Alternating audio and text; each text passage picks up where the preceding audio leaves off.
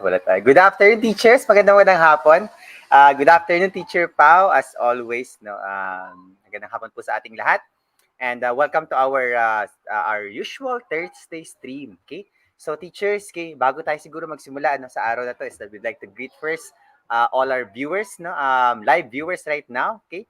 And all those who have put their greetings in the chat. No? So, we'll first greet you. Magkakaroon na ng konting problem sa connection si Teacher Pao.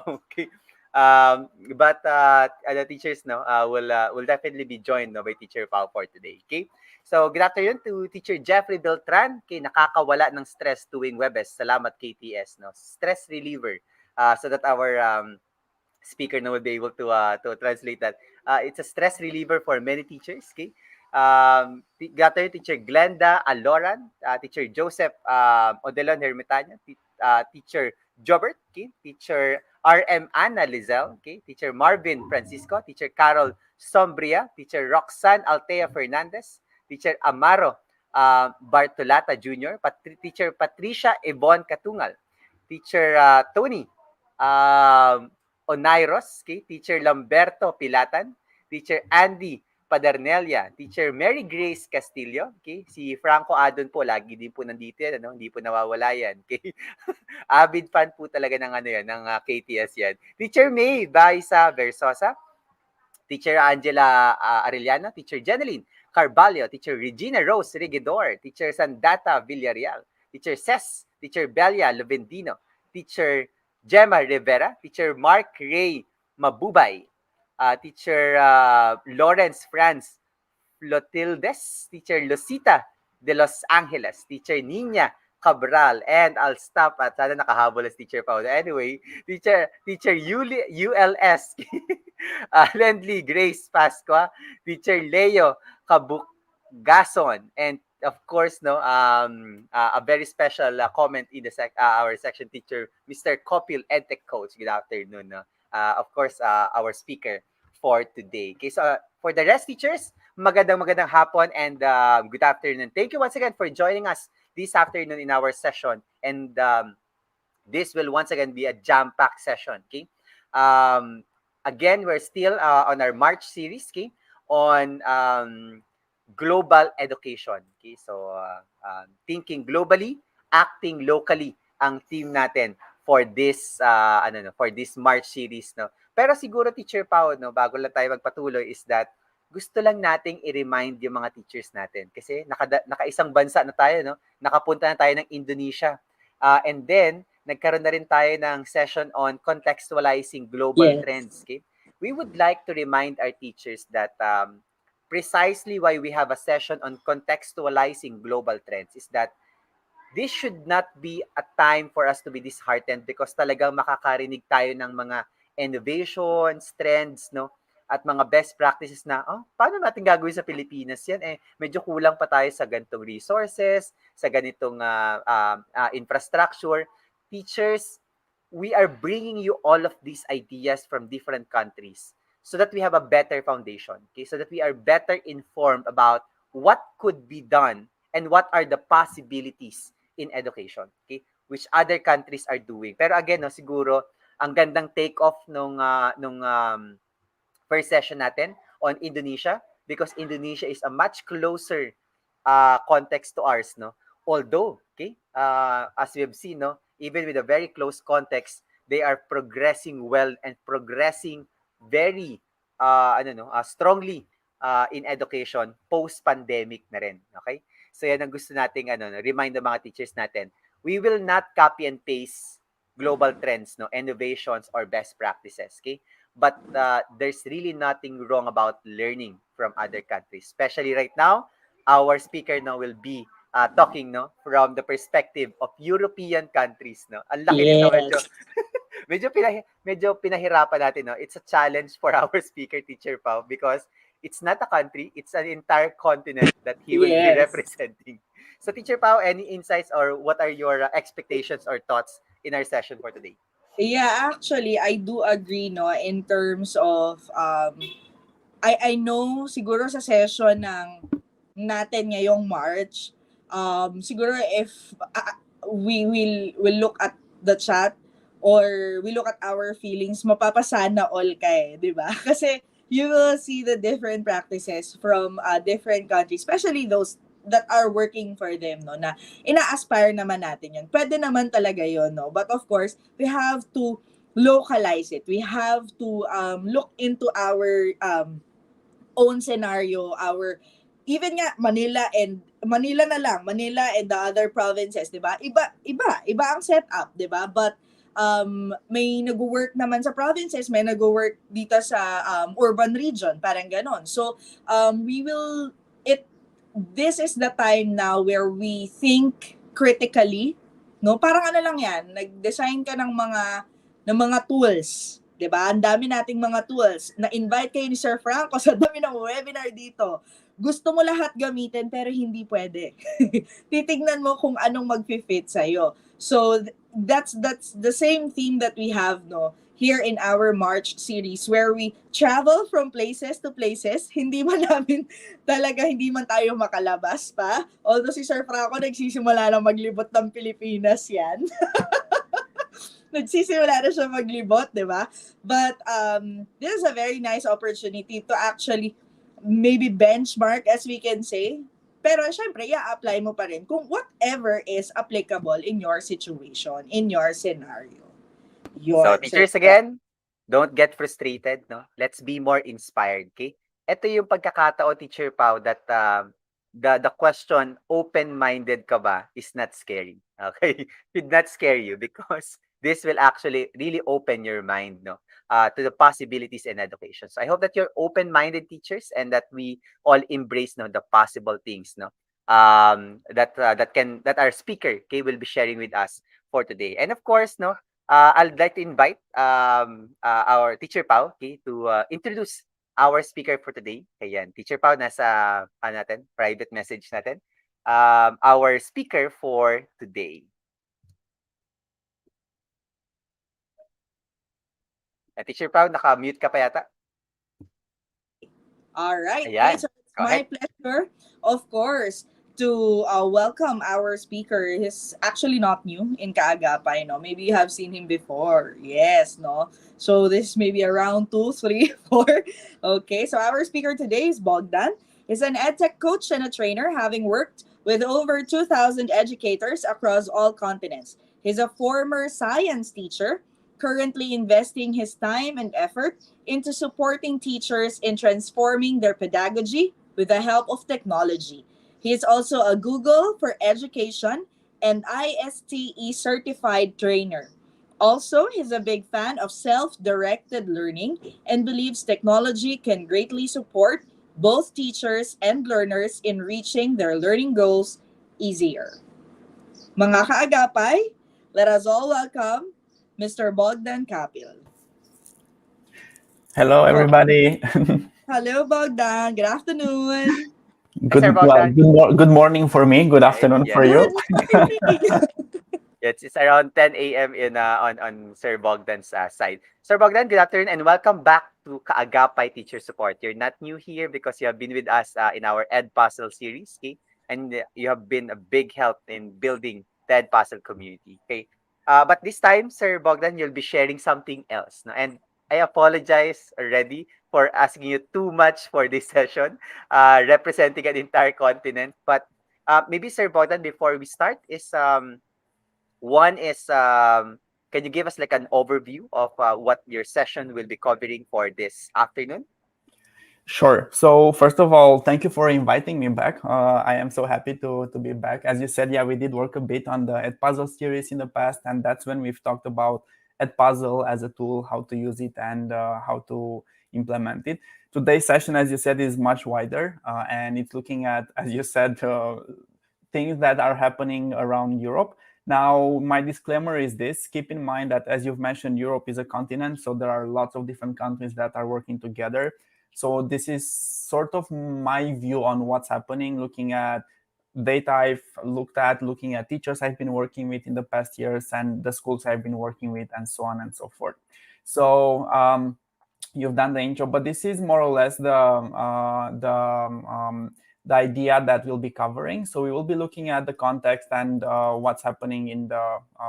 These are the topics that we'll cover. Sort of, I will touch upon some of them in greater detail, but the main idea is this: to sort of understand the situation, looking at what has happened in the past years, what's coming next, and also maybe to give you some ideas for some frameworks or some approaches that you could try to use for yourself. Because as you very well said, there were challenges everywhere, and Europe is no different from this. There were lots of challenges here as well, and even within Europe, there are many differences between the countries. So my idea is to present also some frameworks that can be used and that are used by different schools and various teachers to help them navigate these murky waters, but also to give you an idea of maybe some directions that you could look into for teaching, learning, supporting your students, making changes in the school, and so on and so forth. So these are the main 8 topics that I will quickly touch upon. But any question you might have, I'll be happy to address it during the next hour or so. Thank you, Sir Bogdan. Teacher Pau, do you have something else before Sir Bogdan starts his session? One Yeah. last, yeah, go ahead, Sir Bogdan. We're just, Teacher Pau, we're just excited. We're just very excited excited. to know. Okay, me too, Yes. me too. Equally excited. So, Sir Bogdan, good luck on your session. Teachers, please be reminded that this is a certified session. So please make sure that you do the evaluation at the end of the session for you to get your certificate for this session. Okay, so enjoy, teachers. We'll be in the chat to engage with you all throughout the session. Okay. Yeah, and thank you so much for that. And yes, definitely, you might see me looking to the left and to the right. I have a second screen, so I am checking the chat as well. So please, if you have any questions, just add them to the chat, and I'll do my best to answer them as soon as possible. Of course, we will have a Q&A session at the end as well. So anytime, just bring your questions forward. So actually, that's also a very good addition. So thank you, Sir Franco. Yes, the whole idea is to have a conversation here. So please do chip in with your ideas in the chat. I'll be more than happy to hear your input as well and to build on this. So after the awesome intro, I don't think I need to spend a lot of time about introducing myself. I'll just quickly mention that I was a science teacher, so that's my background. This is a photo from one of my experiments. There is a bit of photoshopping involved, but that's just the wizard hat and the dragon. A graphic designer friend one day was bored, so he improved my photo. But this is where I'm mentioning this because you'll hear me talk a lot about frameworks today. And as a chemist and as a scientist, this is something that I was working with a lot when I was still working at the university as a researcher and when I was working just in general teaching chemistry. Chemistry and science in general works a lot with models. So models help us sort of see the world through different lenses, and some models are better than others at explaining certain things. Having said that, though, there isn't always a universal model which solves and answers all the questions, and at sometimes we might need to use one model or another trying to explain some properties of matter. Just to give an example here, light, right? So when we look at light, we think about it as radiation, or in some cases, we look at it as a particle. So there's a whole story behind looking at various models and ways of explaining the world. Now, this is just a quick science intro to lead into, once again, some of the frameworks that I'll be covering later. With this disclaimer, whatever framework you hear me talk about or whatever framework you use in general, try to see what is applicable to you and to your situation. Try to get the best out of it and then implement what works for you. And once again, there isn't such a thing as a general framework or a general answer for all the questions. So besides that, yes, I am a Google for Education certified trainer. I am an Edtech trainer. So for the past 7 years or so, I've been working with teachers a lot on using technology. Now, moving forward, before we dive into the presentation, I just want to give you some context for what was happening in Europe for the past years, and this would be the introduction to some of the things we'll cover next. Well, Europe is a continent. There are lots of different countries, and we can think about also there's the whole discussion between Europe versus the European Union. So the European Union is a union of certain countries from the European continent who share similar projects and similar ideas and similar uh, um, they head in similar directions also when it comes to education. So there's a lot to unpack here in terms of what's happening around the continent. But keep this in mind, given that there's a very diverse background in Europe, also the situation is very diverse and the solutions and the implementations are very diverse as well. So here things range from Finland.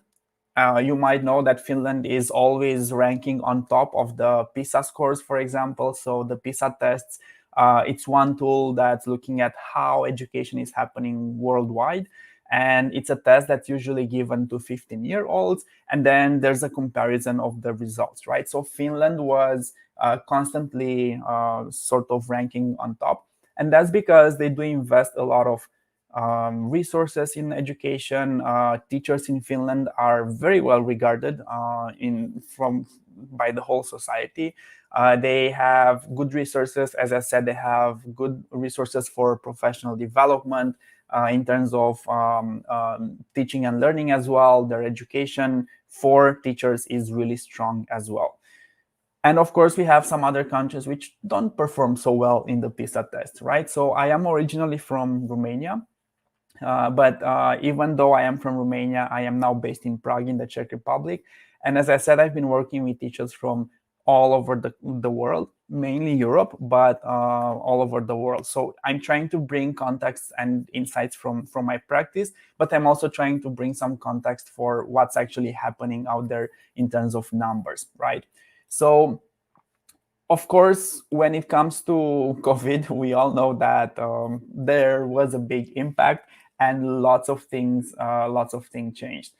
So Jeffrey, I will pray for that as well, and I would say that this should be a priority not only now be after COVID, but in general. So of course, keep in mind, I gave the example of Finland simply because they usually rank highest in the PISA scores in the PISA tests, and they generally the Finnish system is regarded as one of the best in the world.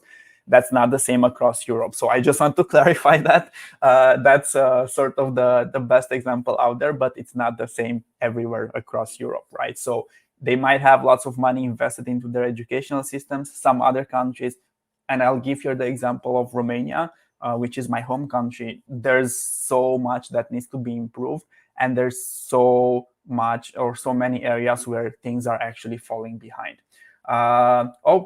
Lord Lena, thank you for that. So I see also a Czech message, truly an international crowd. So thank you for that. And thank you for the message in the chat. Now, as we all said, as I said earlier, COVID-19 actually impacted all countries, not only in Europe, of course, but worldwide. And this is where we can think about what was the first consequence for that. One of the first consequences was a move towards digitalization. So this was slowly happening before as well. But of course, COVID just accelerated everything. So there was a huge pressure on this. And this is what accelerated things as well. And thank you for that input, Sir Franco, as well. And this is something that I wanted to mention later as well during my presentation. And I'll bump it forward now that we are here. One of the best things in my eyes that came out of the COVID situation and the past 2 years of lockdowns and this shock in the educational systems everywhere is the sense of community that came to the forward. It's teachers that build communities and that support each other and that inspire others and that help to move things forward. So even in countries where, the governments might not invest so much time and resources into that, there will always be educators that are willing to support each other and to help each other. And I think this community is one of the best examples for this as well, where you have these periodical events and where you have guest speakers and where there's a lot of sharing in between the teachers. So once again, thank you for inviting me, and well done on building this community. Now, as I said, there was an acceleration towards digitalization and towards moving towards using technology in education. Nowadays, we are sort of back to face, but still there is a transition, right?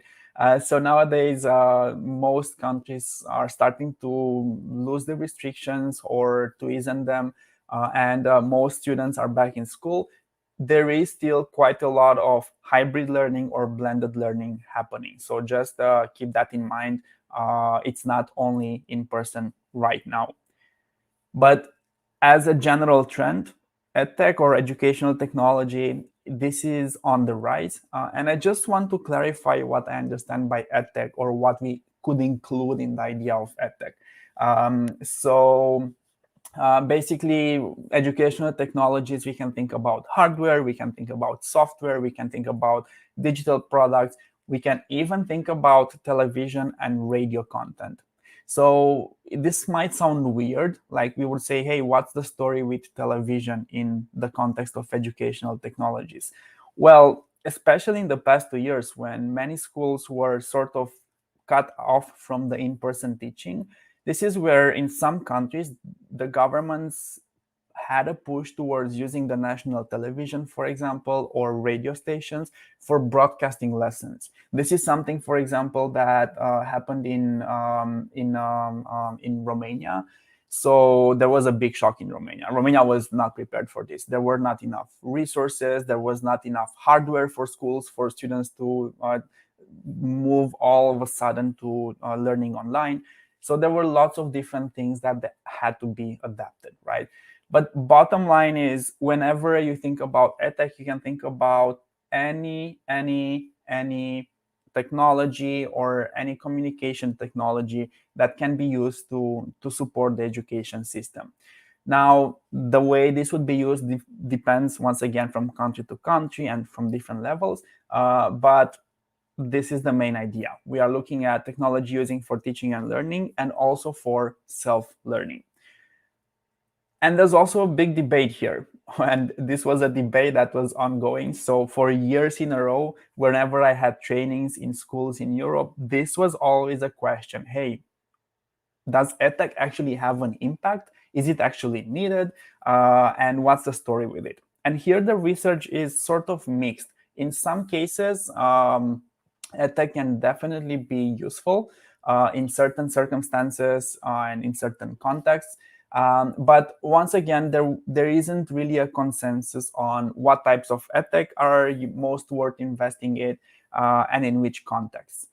Once again, this is something that was happening before COVID, where you could think about edtech programs being deeply contextual. So things would change from school to school, from city to city, from country to country. Even in the same context, like even in the same school, you can think about teachers, some teachers being more advanced on this scale and being more into using technology, some others being maybe falling behind. But once again, in the current context of distance learning, COVID, remote learning, and so on and so forth, everybody had to adapt. So there was no going around it. Now, this is one quote that I found in a study that I found interesting. And once again, I totally agree with this, because especially after my own experience in different countries, in different schools, and in different contexts, there isn't a single edtech initiative that will get the same results everywhere, simply because there are so many differences between schools in terms of learners, educators, in terms of availability of resources, of materials, of technologies, and so on and so forth.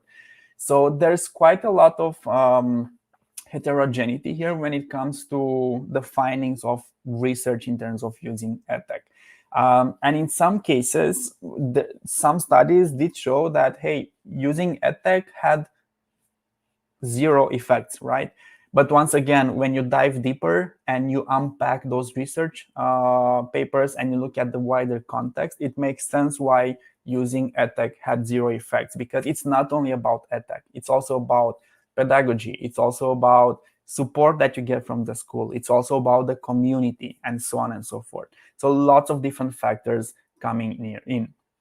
So after we have that short intro about edtech, once again, I did show the trends slide earlier, so this is what we'll be talking a bit about. But I'd be curious also to see what your opinion is on edtech. So in the chat, if you can just also tell us, what do you think about edtech? Is it needed? Is it out of reach? Is it something that it's here to stay? What do you think about it, or what can you what comes to mind when you hear edtech? So once again, we had the trends. I did show them earlier, so this is what we'll be covering, and I'll quickly go through some of them, and I'll spend just a bit of time on the hardware and software, simply because I want to get this two out of the way, and then we can talk about some of the other bits and pieces. So when it comes to hardware, what's the story here? Across Europe, as I said, in some places, schools had the hardware even before the lockdown started, and students had access to devices. Now, what happened after that? Of course, there are some devices that became more popular. So here I would mention Chromebooks. So Chromebooks are, for those of you that might not have used a Chromebook, or um, um, might not have seen how they work. Basically, they are like laptops, but they run on the Google platform. So they have their own operating system based on the Chrome browser, Chrome OS. This makes them much cheaper than laptops and than regular devices. So that made them very suitable for schools. So as I said, Chromebooks became very popular, not only in Europe, but in the whole world. And basically, lots of schools started looking into Chromebooks as devices for their students. Now, of course, there's a lot of variation here in terms of how the schools use the devices. Some other schools preferred using tablets for a very similar reason. They are cheaper and they are easy to carry around. So this would be, I would say, the changes or the things that got bumped in the past 2 years in terms of software. Now, I will say this, though, every school has a different model based on the budget as well. And this is where, once again, the context matters a lot. Schools that have higher budgets and have more resources could allow to have more devices, which meant even having, in some cases, one-to-one. So schools have one device per student. I will say this, though, this is the exception rather than the rule. And this is also more common in private schools or international schools. In other cases, in most other cases, you will have devices that will be shared between the students. And now, especially in the past 2 years, in many countries, those students that had low resources or did not have access to devices for online learning, governments tried to support them in various ways. As I said, in some cases, that was the example from Romania. They started working on platforms that students could use. They started broadcasting lessons via the national television or radio, and so on and so forth. Or in some cases, for low-income communities, they were actually also buying some tablets that students could use. Now, once again, keep in mind there's a wide range here in terms of how schools use this. Besides this, though, talking about technology, the good old pen and paper was and still is everywhere, and it still is a very valuable resource. And that's why earlier I was asking you, like, when you say technology, what do you think about? Because, or edtech, right? So I like your comments in the chat where you said that edtech is here to stay, and it can be limited as well, given that you might have weak infrastructure or you might have weak hardware. As I said, this is the case in many places in Europe as well. Even in, I will say this, even in Germany, which is one of the biggest economies in Europe, the infrastructure for technology, in not only in schools but in general, is actually not great. So if you travel through Germany, for example, you might even struggle with your 4G on the phone in many areas. So what I'm trying to say is here is that even in, because I know that this is something that many teachers struggle with, and they say, oh, we don't have resources and so on and so forth. Similar things happen all over the world, even in some of the most developed economies. So Germany now is pushing more into bringing edtech as well in schools and developing the infrastructure and whatnot. But overall, things are a bit behind when it comes to technology in general. So that's why I said even access to internet in some remote locations can be a bit problematic. Romania, for example, access to internet is much better. So Romania, even though it's not one of the biggest economies in Europe, we do have really good internet connectivity. The downside was that the devices were missing, right? So there's always this struggle between access to the internet and technology, hardware, and so on and so forth. So that's why when I've asked you what you consider to be edtech, remember that pen and paper is actually a form of technology in a way. It's not computer technology, it's not information technology, but for a long time, this is all we've had. And why am I mentioning pen and paper? Because teachers, in some cases, had to be really creative, and they had to improvise, and they had to find workarounds for supporting their students. And once again, I'll give an example from Romania. In small villages or small rural communities, students did not have access to devices. Or if they did, they had limited network connection and so on and so forth. In many cases, even teachers did not have access to devices. So this is where, as I said, the teacher contribution and ingenuity comes to the front. And in some cases, teachers were just preparing worksheets for students. They were having a package for students on printed paper, and then they would distribute them to the village students. And that was their way of dealing with the remote learning. So once again, and that's why I'm underlining this, technology is not a universal thing that everybody has access to in Europe. There are many situations where one of these things are not great, but that's where teachers also come in and find solutions in many cases. So as I said, this is in terms of technology. Now, when it comes to software, I don't think this will be a big surprise. We had the big players here on the market, and I think these are the same across the world, right? So Google Workspace for Education, it was big already, but now it became even bigger. Why? Because they do offer the free platform. You have access to lots of tools, and schools were using it. Microsoft was the second big player, and same story. Lots of schools started using these two platforms more and more. Zoom was also a platform used a lot by schools, and that was mainly used for communication. So whereas Google and Microsoft was used for distributing materials and working with students and so on and so forth, Zoom was the platform chosen by quite a lot of schools in terms of handling the communication. Now, this is also something that it's worth mentioning. These are the big players. They are not the only ones. And this is something that I want to mention as well. In Europe, especially in certain countries, there is quite a big reluctance to the big players, and especially towards Google for whatever reason, because Microsoft was here before, everybody was used to it, Office and so on and so forth. But there were lots of concerns in terms of data privacy, student information, and so on and so forth. This is where I'll quickly reference the GDPR. This is something that's very specific for Europe, but it actually had impacts on the whole wide world, right? So, for example, so GDPR, what does it stand for? General Data Protection Regulations, I think. I'm not sure for the R anymore.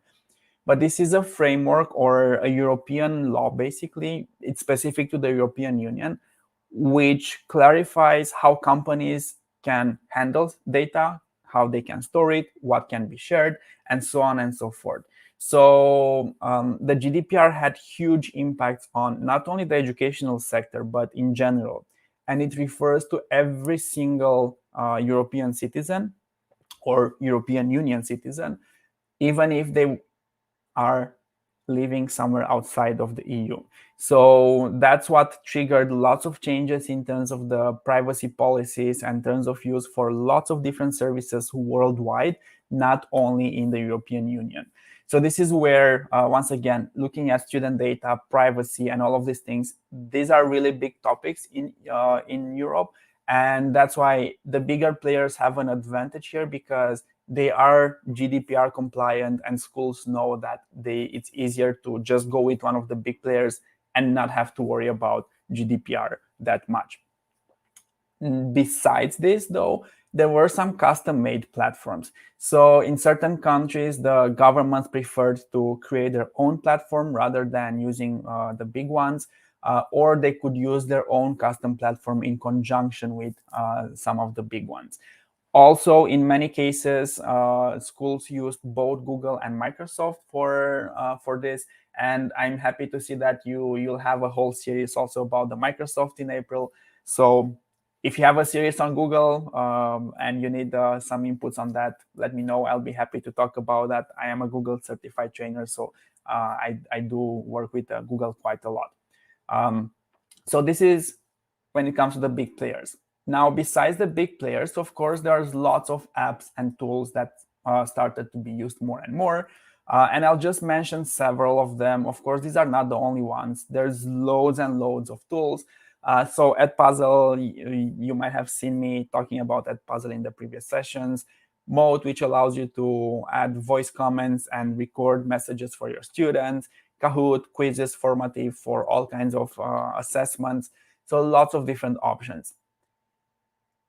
General trend, and I will mention this as well, the general trend when the lockdown started was for teachers to try out lots of different apps and try to implement them in their practice.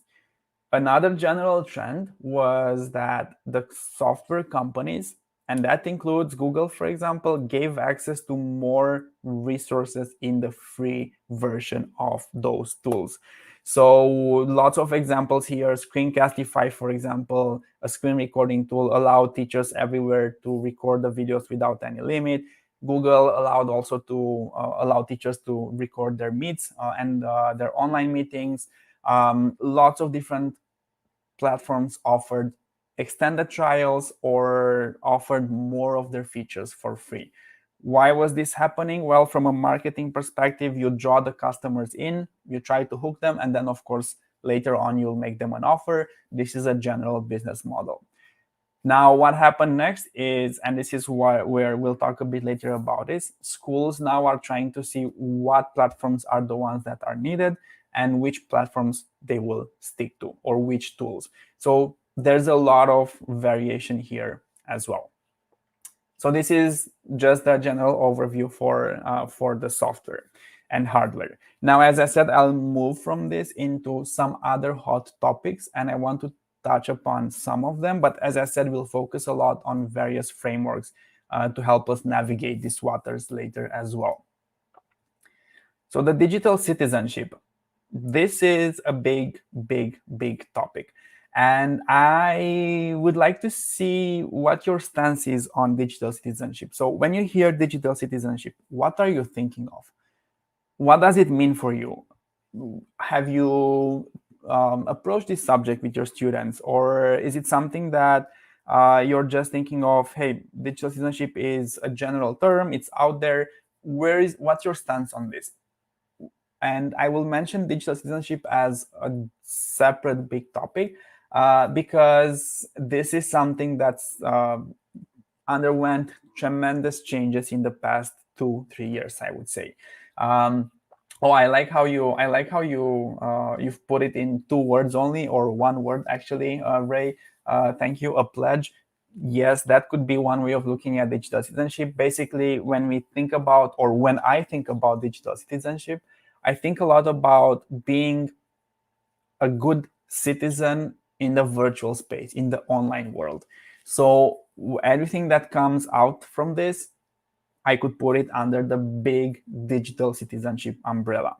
Now, why did I mention this as a separate topic? Because this is actually one of the big trends in Europe, not only in Europe, but also in the whole world, basically. And there was a big shift. So, yeah, digital citizenship is about confident and positive engagement with digital technologies. That is part of being a good digital citizen, but that's only one part. So we need to add on top of it, and we need to think about how we actually also become active and responsible users for the internet. So thank you for that, Sir Franco. That's also part of it, right? But there's also the idea of, okay, our students are more connected than ever nowadays. They do have more access to technology than they had before.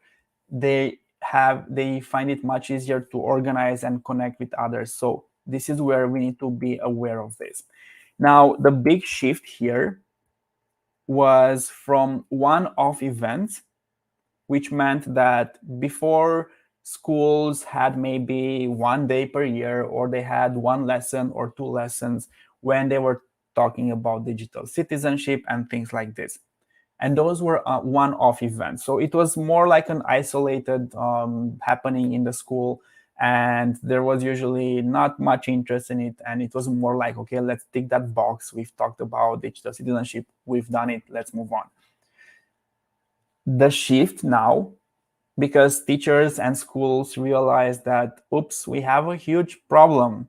We went from in-person teaching to remote learning and online learning, and students don't know how to behave online. They don't know how to use the resources online. They don't know how to communicate and to support each other's online. So the need for digital citizenship in education became more apparent than ever. And also there's been, and there still is, a shift in focus towards this. Now, what I'm saying here is, once again, this is the ideal situation. I'm not saying this is happening already everywhere, but there is a shift towards modeling and embedding it into the regular lessons. So, good question in the chat. What would be the pros and cons for this digital citizenship? To be honest, I don't see any cons for it. Why? Because the whole idea behind digital citizenship is to teach students how to be good citizens in the online world. And that's something that we all might want to achieve, right? The cons to it might be related to how it's implemented. For example, not having enough focus on it, or not having enough resources, or just not teaching students about it at all. That would be the worst possible scenario, right? Now, also, and exactly, so thank you for that, Jeffrey. The digital literacy, that is part of it, but once again, it goes beyond that. One thing that was happening before, schools also were focusing a lot on don'ts, so things that you should not do. So remember when I said that there were one-off events? Usually when schools had a session on digital citizenship, they were focusing on don'ts. So don't bully others online, don't do this, don't post that on social media, don't copy paste, don't steal images, don't steal somebody else's work. So there was a lot of focus on things that students should not do. And the trend now is to slowly move away from that and focus on things that students should do, right? So things that students can do to become better digital citizens, and things that they can improve, and things that are good examples. So for example, here, using technology to make your community better. Lots of different options here, lots of students working, as I said, connecting with other people even outside of the school and their local communities, or in some cases they are actually using the technology to work on various projects. Nowadays, for example, and I'll give this example because this is very current and it's actually happening right now, given the crisis in Ukraine, with the war in Ukraine, which is part of Europe, this is something that is very recent. Lots of schools are involved in trying to support the refugees, for example. And this is where technology is great in terms of this, simply because it allows students to connect to other students. It allows students to connect to non-governmental organizations that support the refugees. It allows students to create different fundraisers, for example, online. And lots of schools and lots of students are doing this. They are just collaborating and they are working on small projects like this to gather resources. So this is just one example. Thank you, Manolita, for that, for the comment. Yes, digital citizenship is also looking at information, and is it helpful, is it useful, is it necessary, is it inspiring, and is it true, right? Once again, the other bit is just teaching students and modeling for students how to engage online and how to be respectful when engaging with others. There's a big idea here, especially when we look at how connected we are nowadays. It's much easier to actually just connect with people from other backgrounds, from other cultures, from other religions, from other nationalities, and so on and so forth. People that might have different beliefs than you. And this brings with it a big challenge. Of course, if we have a narrow minded view of the world and we stick to our old views of things, it will be very difficult to actually engage in those respectful online interactions and collaborations. And this is also something that we should model for our students, and we should guide them in this direction. Now, the other thing is, of course, technology allows us also to make our voices heard, both for the teachers and for the students. And this is where I will say that teachers also have now a bigger voice in this. And this is also something that we've seen in the past 2 years.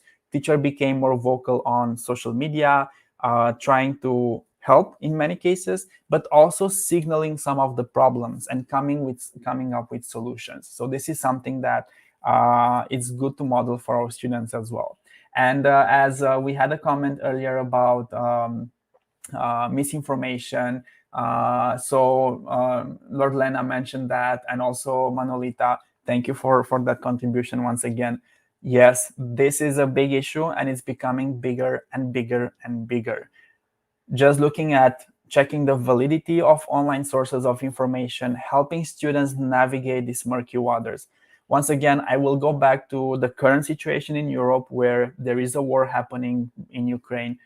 There's a lot of misinformation here on both sides. There's a lot of propaganda. There's a lot of fake news. There's a big hybrid war happening nowadays. And this is something that is not related to the COVID crisis necessarily, even though during the COVID crisis, that hybrid war was happening just as well. There was so much misinformation. There were so many articles shared without checking the sources, checking the research, checking the information out there.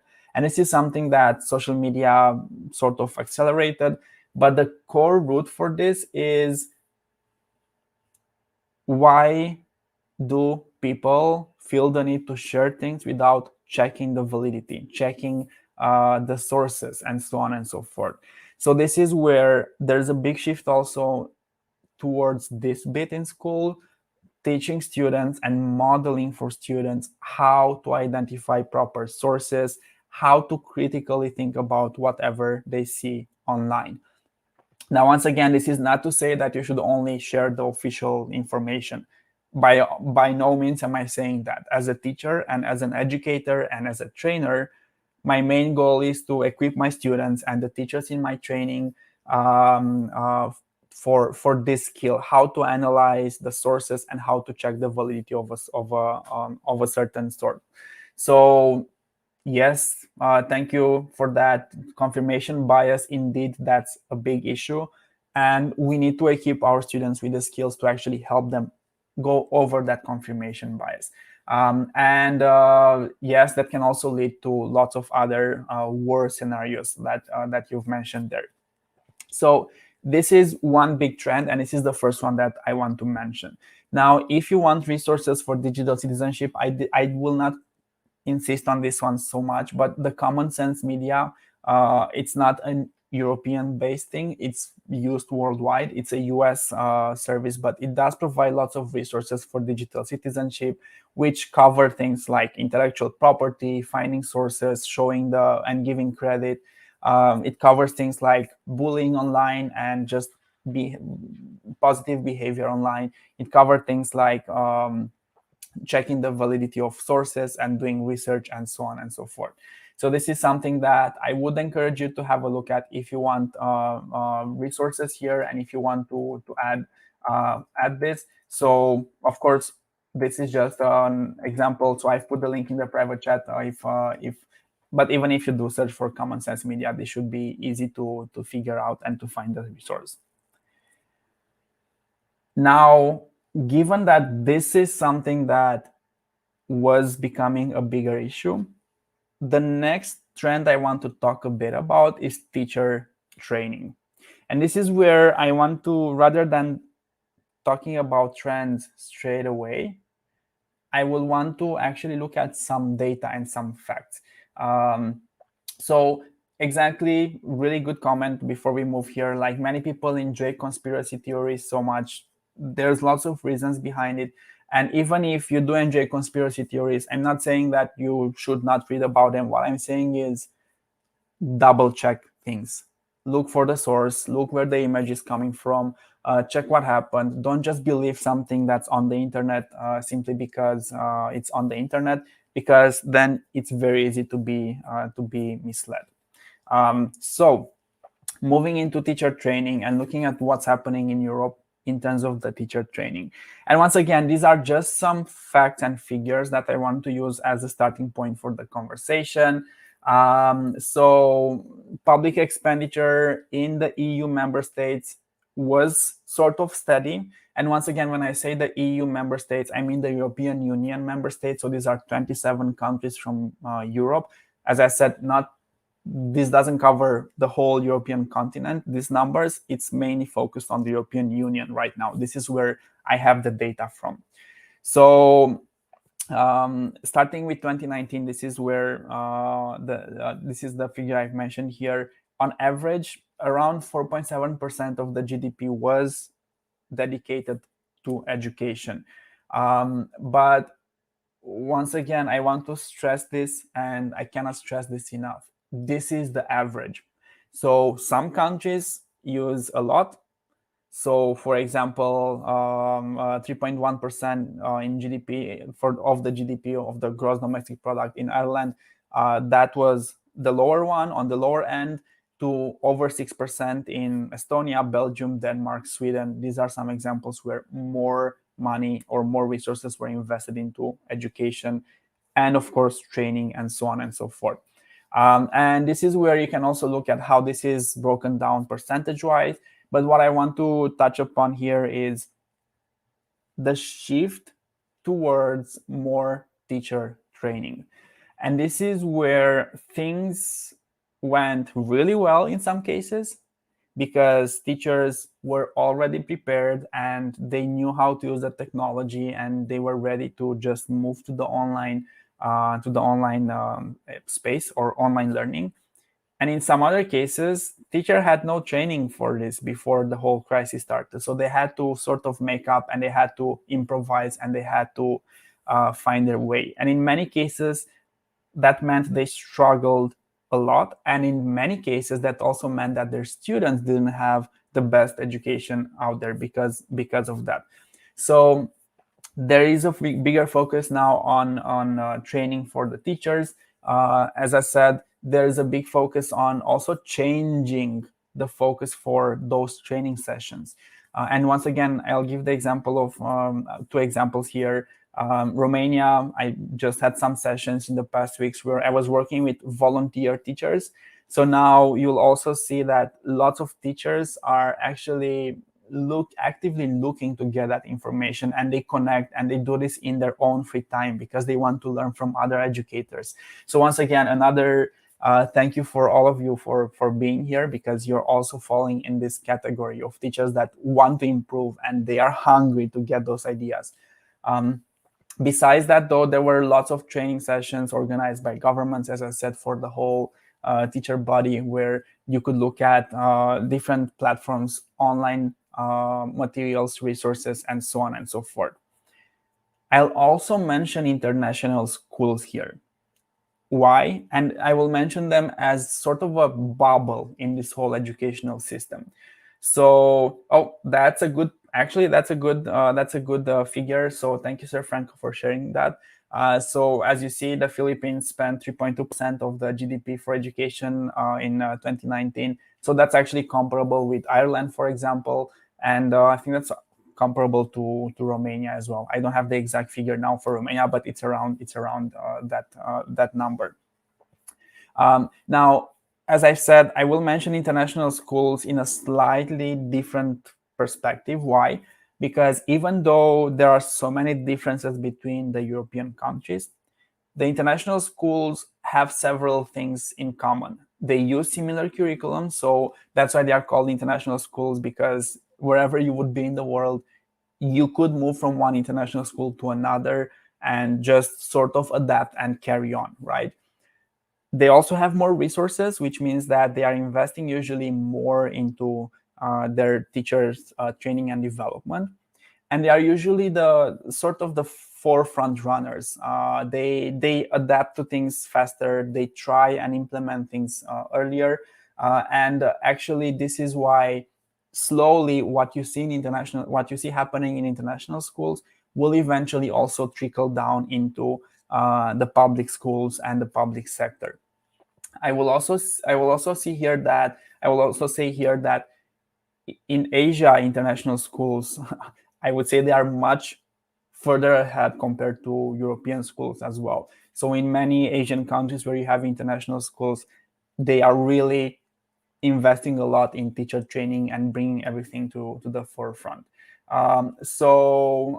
This is where, once again, even if, let's say, in some cases there isn't a big budget for things, and that's why I'm bringing up the international schools as an example, they also have the trial and error approach, right? So in many cases, national schools, because they start doing things faster and earlier, they might not have the whole framework for it. So they might try things, and then they could also share best practices with their local communities.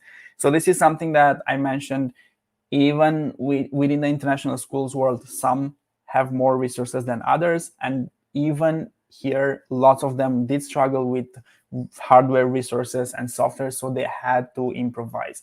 And that's why I said, even if, let's say, there isn't a big budget and so on and so forth, teachers adapted, and once again, they also started diffusing that knowledge and those resources towards public schools as well. Now, moving to another big trend here, the wellness and well-being.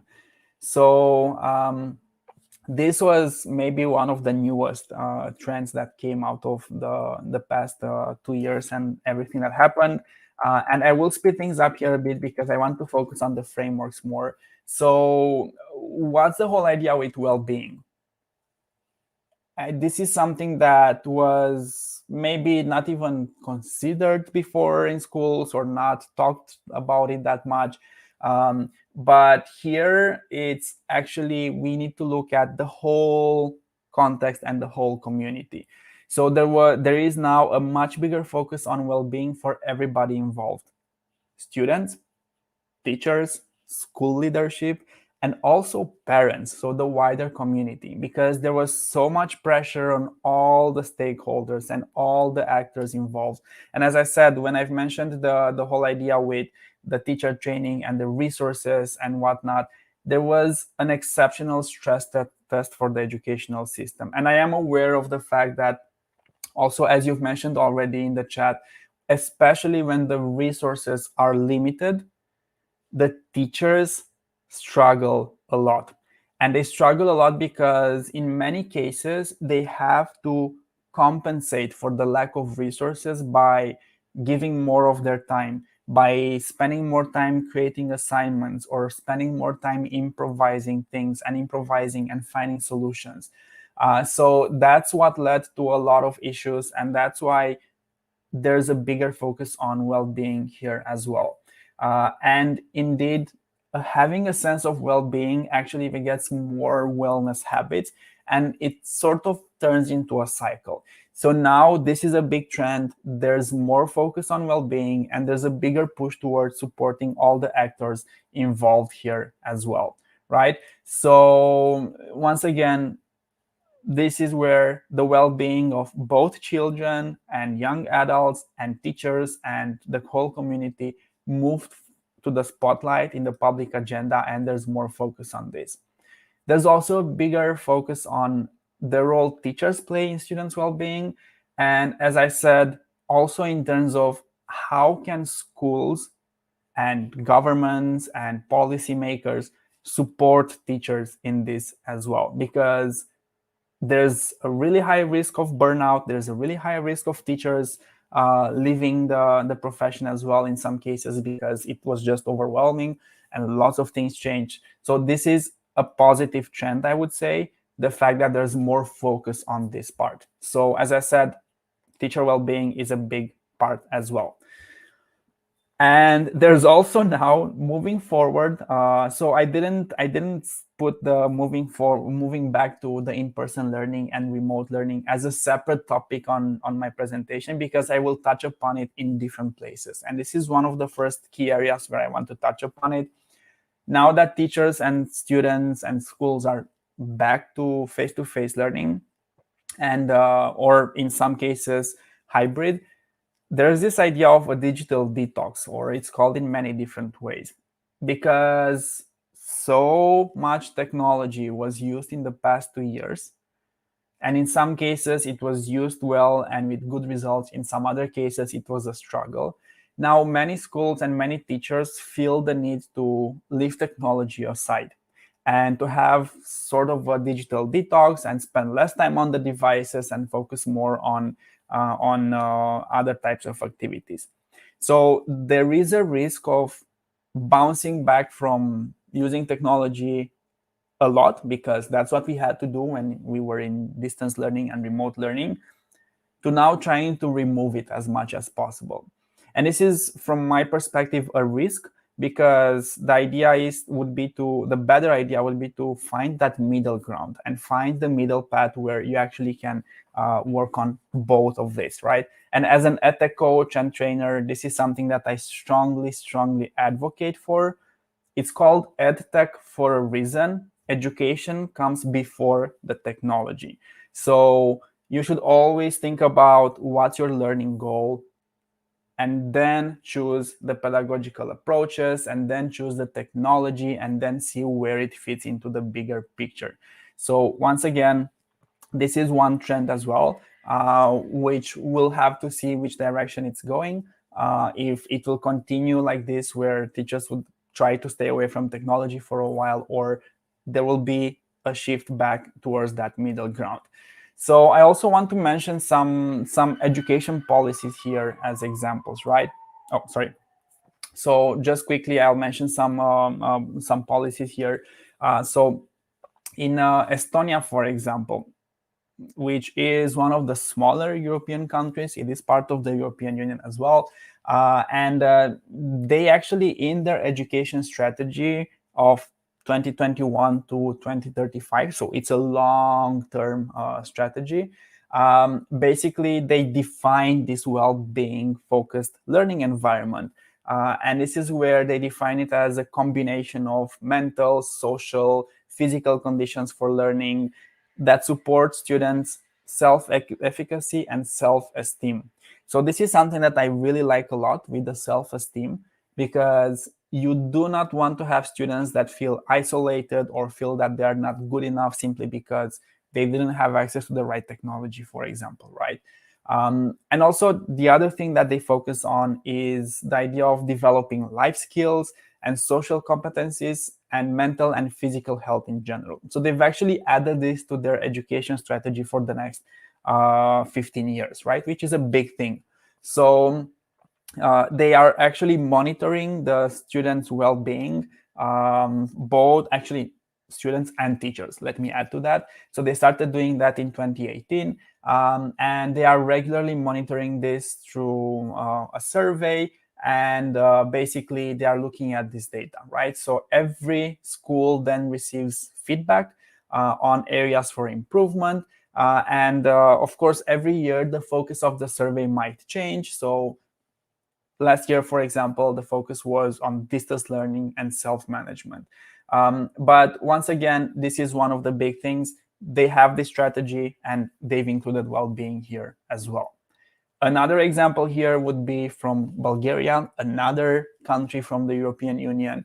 And they basically are trying to strengthen their initial training for teachers, right? And also they were investing a lot in continuous professional development. And of course, this is a general thing in Europe. I'm using Bulgaria as an example now, simply because they've changed the requirements for teacher qualifications in 2021. So this is a recent change in February 2021. And this is where they've increased the focus on this part, the initial teacher education and the professional, continuous professional development. So basically, there were also new requirements for the disciplines that were needed in the pedagogy field, and so on and so forth. So keep in mind that this is something that is changing and there's more focus on this. And these are just two examples that I wanted to bring to the table. And yes, as you very well noted in the comments, the teacher's expertise is crucial here. But I will say this, outside our sort of immediate circle, because if you are here in this community, it means that you are connected already to other like-minded educators. And it means that you like to consume information and resources for this, and you like to identify the strategies that work for you. The problem, though, is that if you look at the wider population and the general population of teachers, not everybody is part of such communities. Not everybody has access to those resources. Not everybody has this inspiration. And that's why it's good if the policymakers and governments and local authorities push things in this direction as well. Because some teachers might actually not have that expertise. And that's where having support for this would be very, very beneficial. Now, the other thing is that I want to mention here, just to show you how much focus this was put on this. There were lots of different resources and lots of different projects, like one of them being, for example, the well-being during COVID-19, the kids' digital lives in COVID-19 time. So this was a survey that was implemented in the past period. And here they were trying to understand how children at the end of primary education and secondary education, so that means 10, 18 years, and also parents, and this is important, as I said, because they're also part of this process, and especially during remote learning and distance learning, parents played a crucial role here.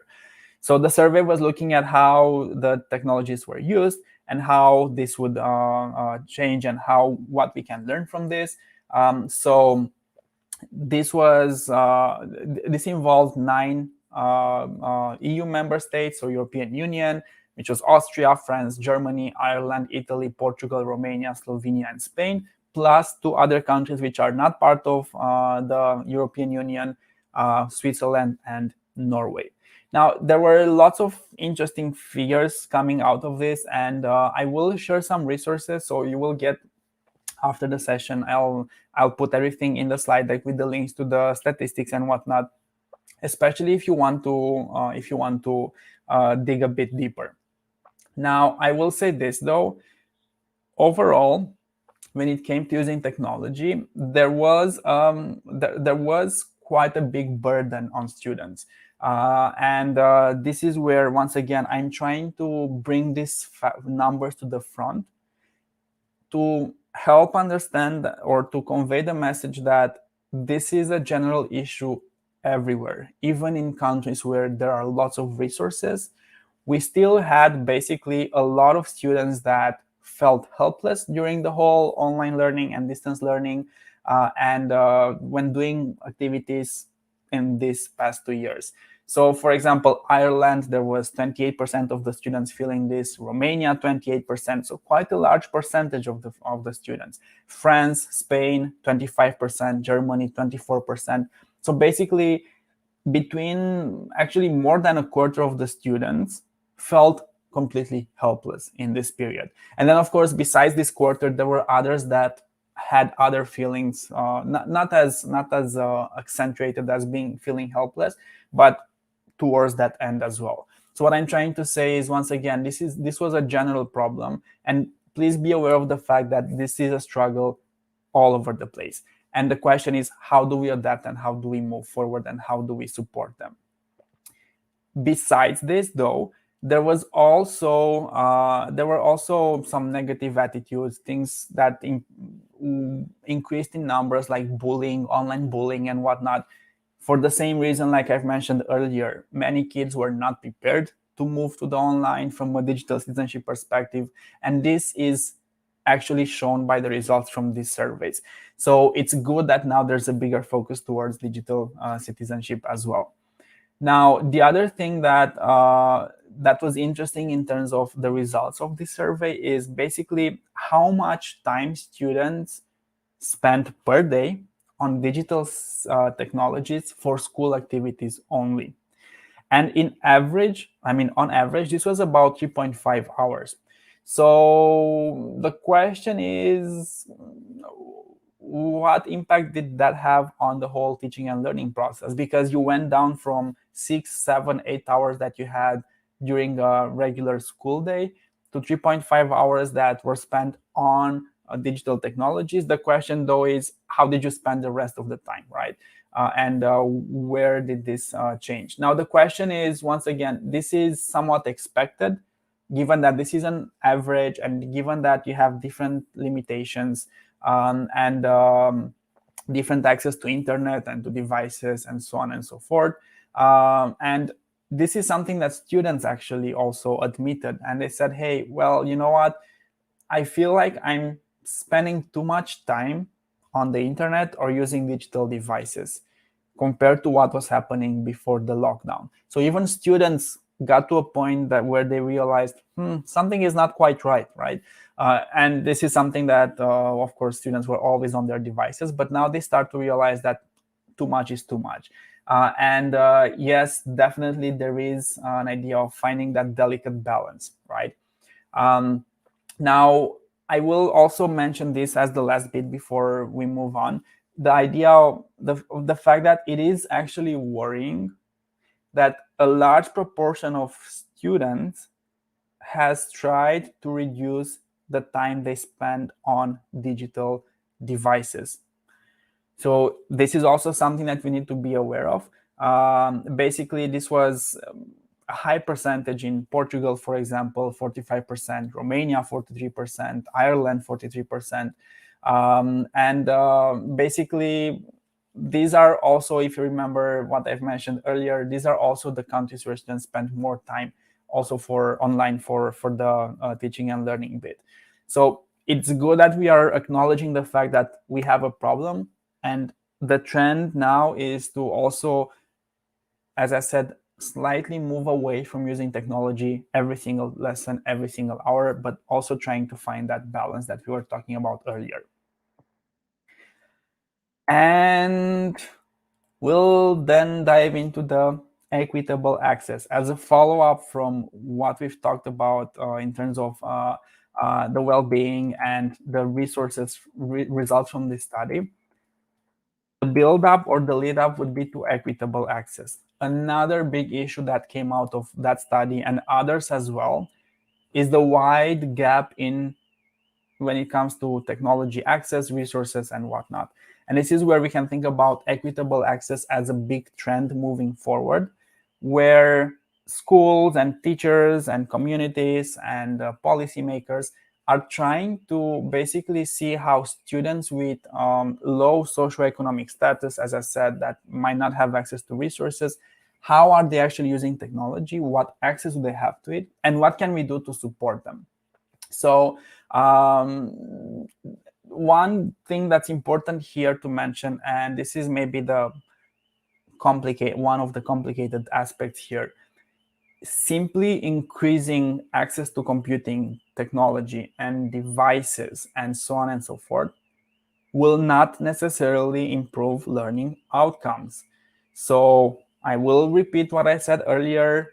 It's called Edtech for a reason. Don't put the technology on the forefront. Focus on the education part, the learning objectives and whatnot, and then see how technology can support this. So slow connections are an issue, and as I said, this is actually an issue in many places in Europe as well, especially when you look at smaller communities or rural communities, and this is where these gaps become bigger and bigger.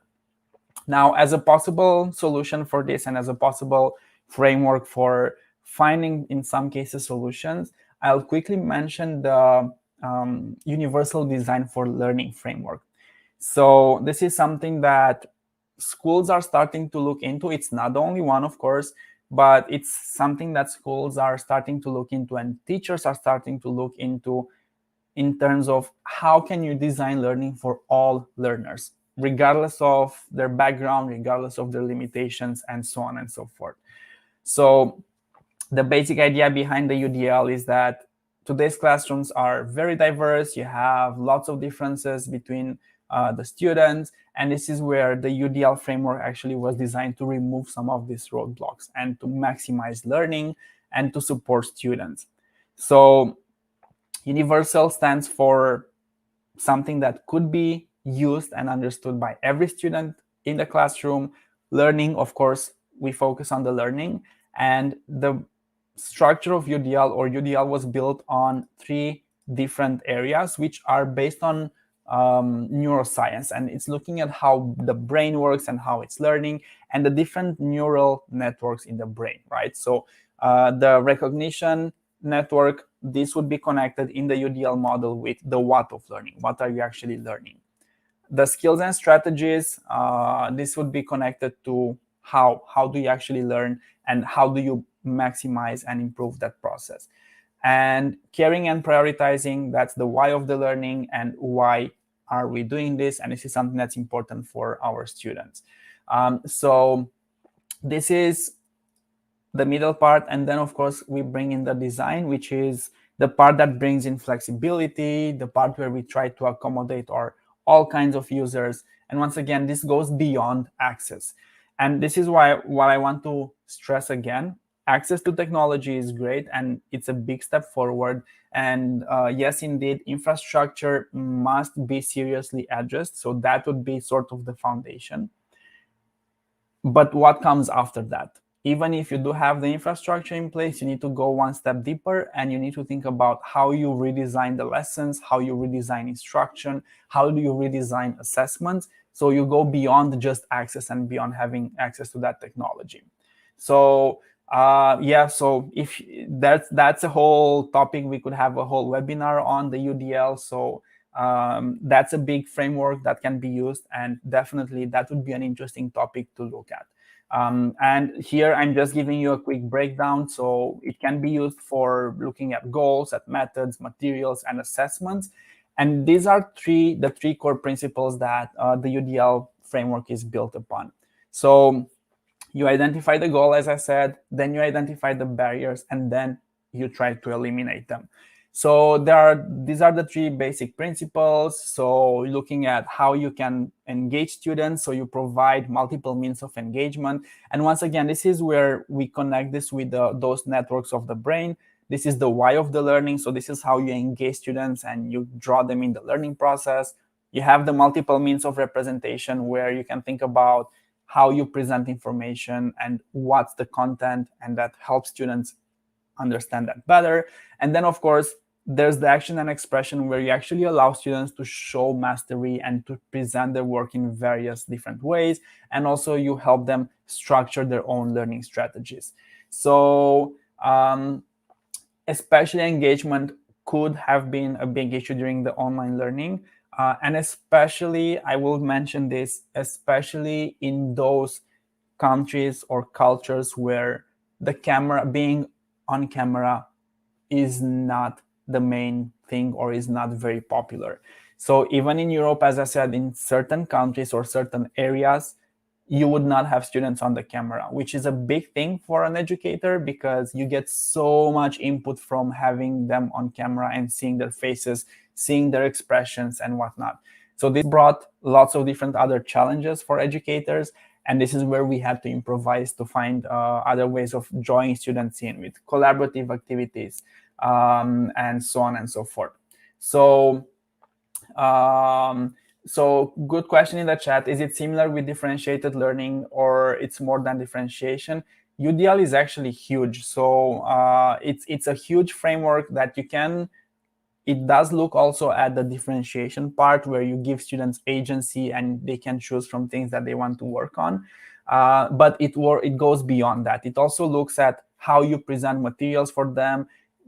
Are you giving students materials in various media formats, for example? Some might prefer video or might consume information better in video format.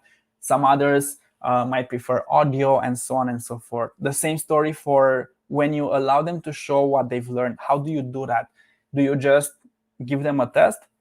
Or do you offer them multiple ways of expressing themselves? So some of them might express themselves better in writing, some of them in speaking, some of them presenting in front of a crowd, and so on and so forth. So as I said, the UDL is a huge framework. We could have a whole webinar only on this.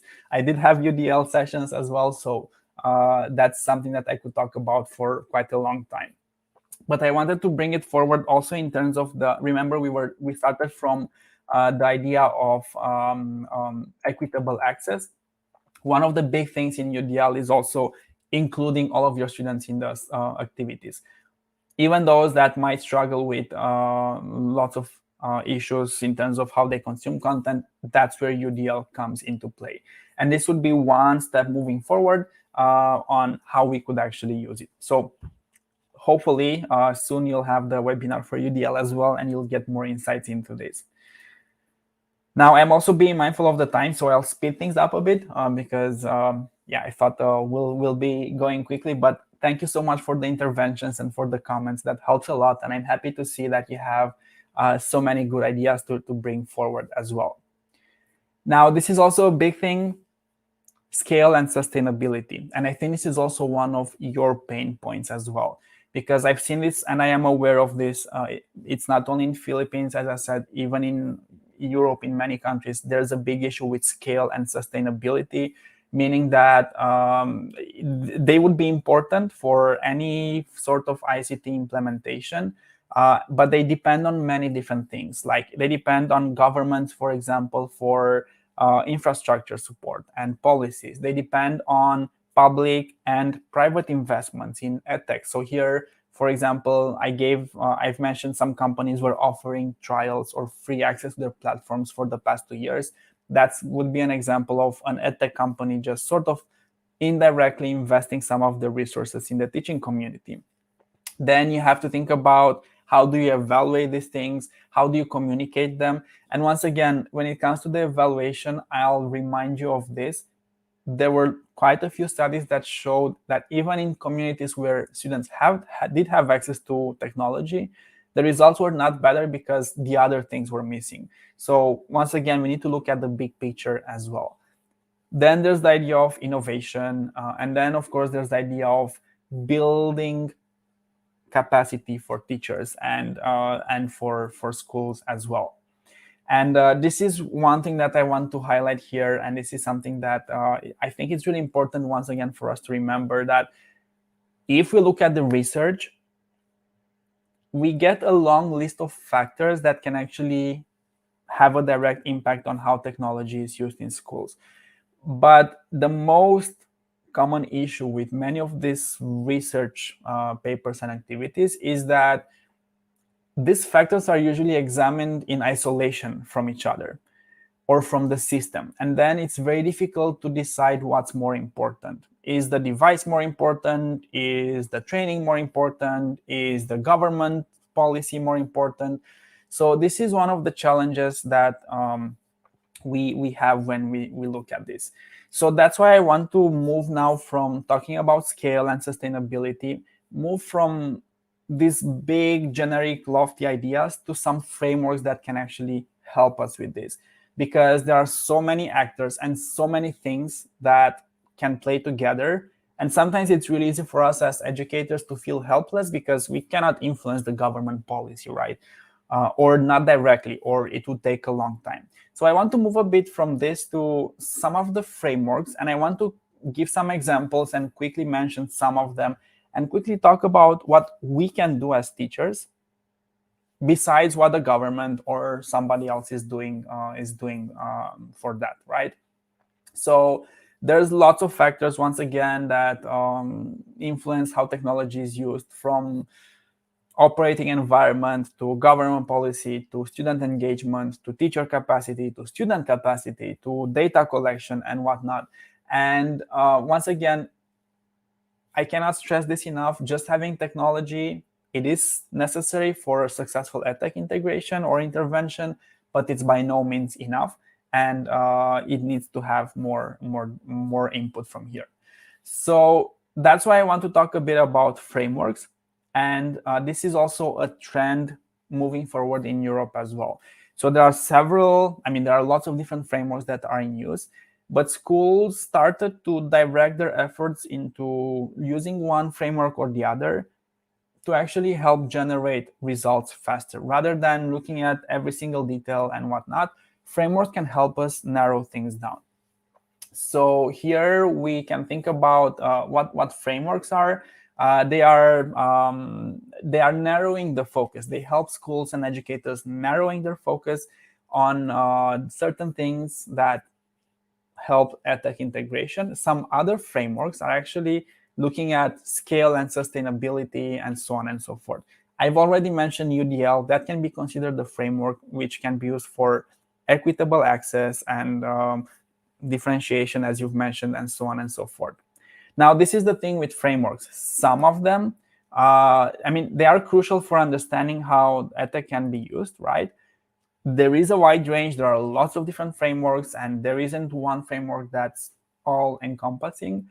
And there are different levels of frameworks. And that's why I want to clarify this, because some frameworks look at the macro level, which means like the big picture. And this is where we can think about frameworks like, just to give you some example, the cyber ICT framework, which is based in the US. It's looking at K-12 education, right? There's the UNESCO framework. So UNESCO is an international organization, and the UNESCO framework was actually used in certain countries to influence the policies, like Guyana or Bahrain or even Russia. Then another example, the Asian Development Bank framework, which was used, of course, quite a lot in Asia. And then I've mentioned the PISA test earlier. There is an PISA ICT framework that is used by many schools as well to draw inspiration on how they actually use technology. So this is, once again, the whole idea of the different frameworks and looking at the big picture. Besides this, though, there's also the meso frameworks. So those are the middle level frameworks which help which help school management and leadership to look at how they implement technology. So here we can think about the holistic integration framework or the organization improvement plan. This would be more for school managers. But then the one I want to focus on is the micro level frameworks.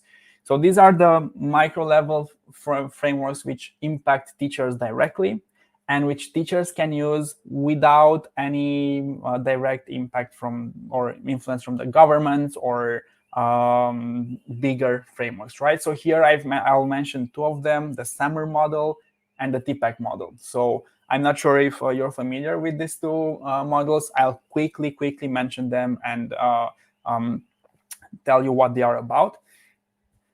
And then there's the next big thing, which is the multi-level frameworks.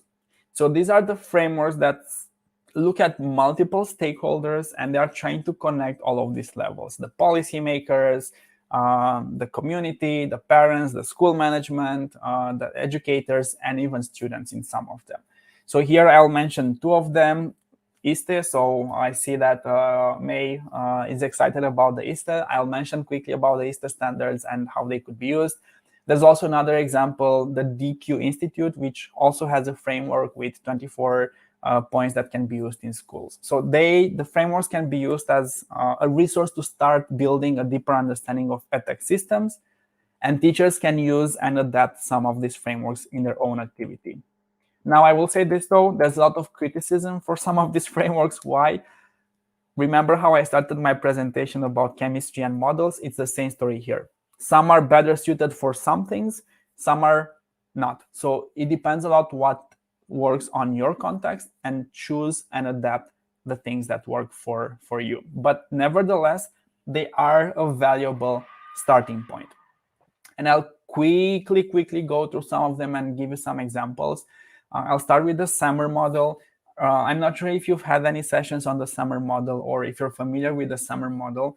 So I'll just quickly look at the basic idea. And this is a model that we can use to see how we can actually use technology. And it's looking at different stages of using technology, right? So you would start with substitution, where you just do the same thing like you were doing before without technology, but you just add technology on top and you replace the activity. So here, for example, let's say rather than having pen and paper for writing an essay, I would write it in a Word document or in a Google Doc. That's the same story, right? So augmentation, this would be the next level, where we use technology to we add technology to the whole learning process, but we also improve the experience. So here, for example, when we think about augmentation, we think about, okay, we do have instruction for our students, but we also add some video tutorials or some video material. That's something that could not be done without technology, and so on and so forth. Modification and redefinition, this would be the next stages, where we use technology not only to do the same thing, but we actually start redesigning the tasks. And in some cases, we can even create new tasks which were previously inconceivable, basically, without technology. So here, just to give you some examples, geography, rather than just using a map, I can now take students in virtual field trips using Google Earth, for example, or using 360 degrees videos, and so on and so forth. We could now create podcasts, videos, documentaries, so students can actually be creators of content as well. So these are just some of the things that we could look into. Once again, this is a micro model, so we look at the summer model from the teacher perspective. Now, if we want to think about how we could match the summer model with the Bloom's taxonomy, we could match it in this way, where we move from the basic level, where we just want students to remember things, to all of the other higher learning activities, up to creating where, of course, they will learn the most because they have the room to try things out. So, as I said, I'll quickly go through the models, just mention them with the invitation that if you find them interesting or you find the ideas interesting, I would invite you to dig a bit deeper and have a bit more research on them and see what works for you. Another example of such a framework is the TPACK model, which was used quite a lot during the past months and years, and it's also used moving forward. Basically, TPACK looks at three main components: the technology, the pedagogy, and the content. And ideally, you would want to have an overlap of all three of them. Remember what I said earlier, I repeated it several times. Edtech, so start with the pedagogy and the content, and then see what technology can actually do for you. And this is a model that helps teachers look at what's happening in their own context and decide what's missing. If, for example, you have the content and you have the pedagogy, you can then think about, okay, what technology is available, or what could I use to actually improve my lessons and the outcome of my my teaching. So this is one of the models that puts a lot of focus on pedagogy and content, because without these ones, as I said, technology would be well, you wouldn't get that far with just the technology. Oh, I see that that's your favorite framework. happy to hear that it is one of the frameworks that is used more and more. It's not one of the most popular ones around Europe, but more schools are starting to look into it as how can they support teachers with these three components. Now, the other framework that I'll quickly mention is the DQ Institute. Once again, you have lots of different bits and pieces. This is one of the multi-level frameworks already. So this is where you can think about lots of different areas and fields like privacy management, critical thinking, screen time management, cyberbullying, digital empathy, cybersecurity management. So these are things related, as you see, a lot with digital citizenship. And this is one of those frameworks that covers this a lot. So when we've talked about digital citizenship, I've mentioned quite a few of these things. This is where we take all of those things related to digital citizenship, we put them in a framework which allows teachers and students to guide their process, right? Now, the DQ competencies, this is also the next step from this, related to how you actually use all of these tools. And as you see, we have three different layers. You have the digital citizenship that I've mentioned and that I showed earlier. But then you go deeper and you look at digital creativity. So you encourage students to become creators. And then digital competitiveness, where you look at how you can actually implement this into the day-to-day activity. So if you want more details about this, once again, I'll just show you the website quickly, because it has lots of resources, and the global standards are a good starting point to just dive deeper and see what would be useful for your own teaching practice as well, and what you could use in your own practice just as well. Now, keep in mind, a framework can be quite intimidating if you look at the whole thing from the beginning. As you see, my internet connection isn't the greatest either. It's quite slow to load. So this is where, once again, if you're interested in digital empathy, for example, it will give you some more details and some more resources here related to the knowledge, the skills, and some of the attitude and some of the values. So this would be a useful resource that I would encourage you to have a look at after the session if you would like to. And then I'll mention the ISTA standards to sort of wrap things up a bit in terms of this. I left ISTA towards the end because besides being a Google certified trainer, I am also an ISTA trainer. So I'm working with educators on the ISTA standards, implementing them, and looking at how we can support students. So what's the whole idea with the ISTA standards? You do have standards that look at the competencies that students need for learning, teaching in the digital age. And basically, the standards provide you sort of a roadmap to help students become empowered learners and become good users of technology. So they can be used to deepen your practice, to promote collaboration with peers, challenge ways of looking at education, and so on and so forth. And they are split into 7 standards for students.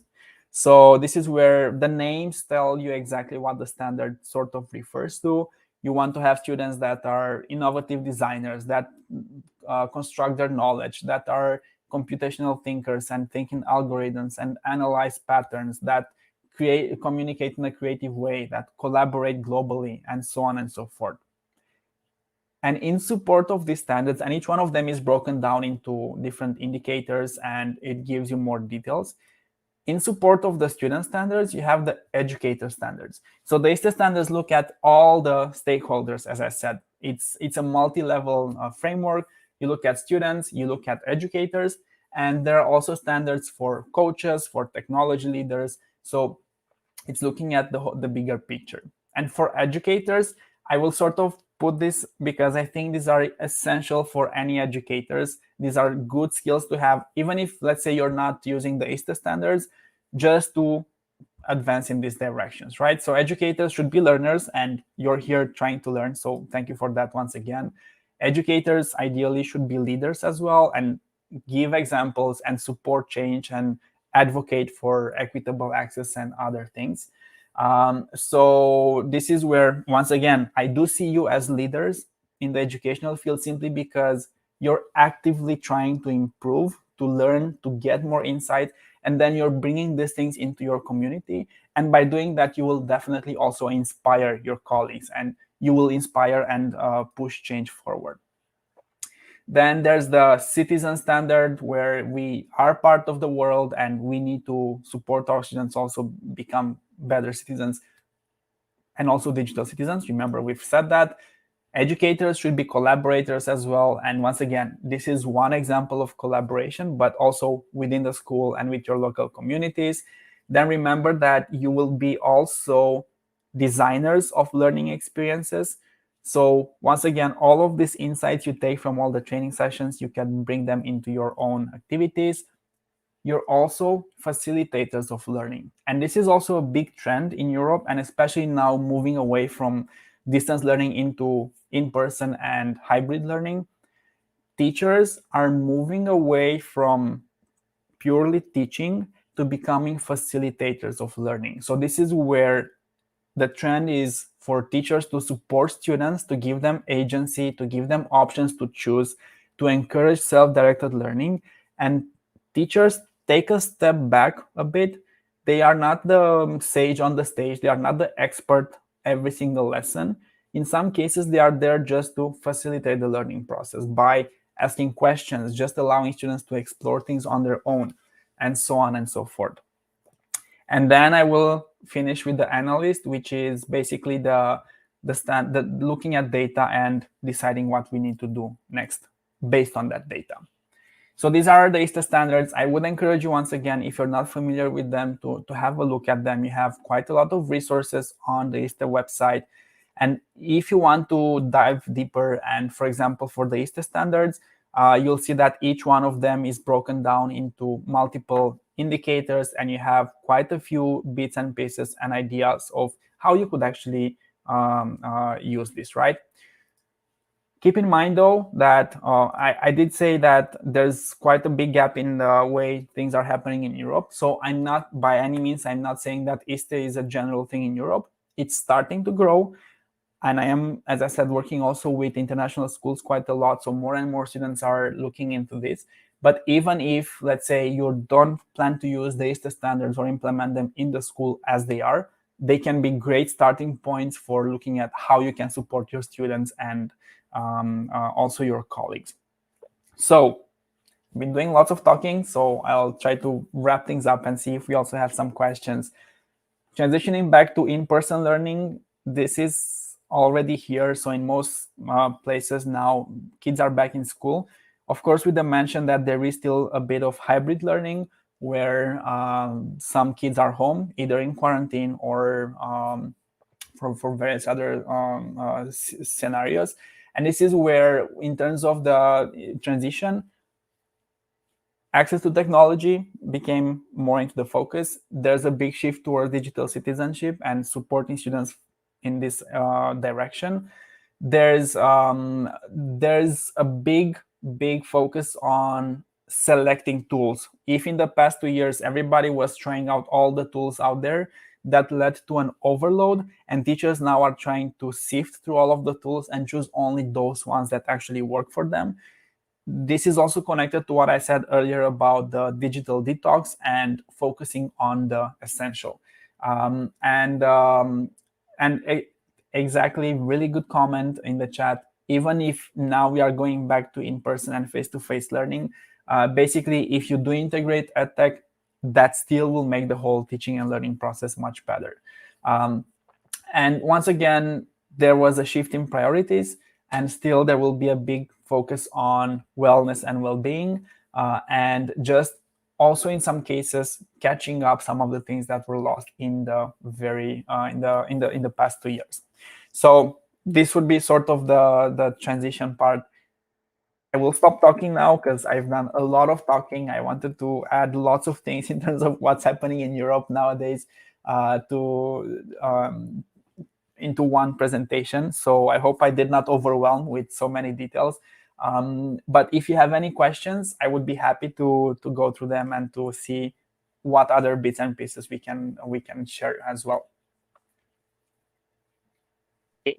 So first of all, Sir Bogdan, thank you so much for that input. I have like I commented in the chat, no, that this session is like a jam-packed session with so much to learn.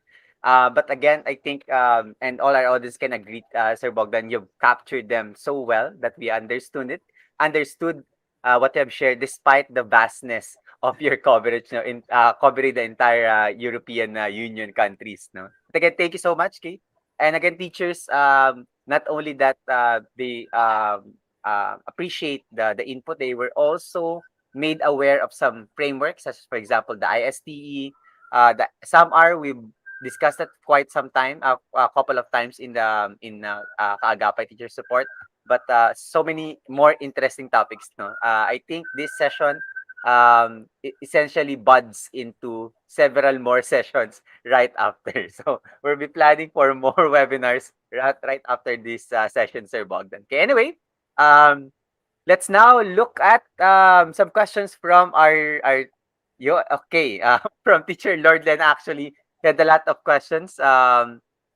This one from Bogdan. What is the different same name, sir? Maybe teaching kids how to think critically. Okay. Yeah, that is one of the big things, as I said, and that's why when I've mentioned the frameworks, one of my main goals was, of course, we cannot dive deep into all the frameworks, but just to give an overview, and then if you want to have a look at them separately, then you would know which one you would want to prioritize and for what purpose. Because it would be impossible to just have a deep dive into all of the frameworks right now. Okay, thank you, Sir Bogdan. Ayan. Let's stop now calling Sir Bogdan.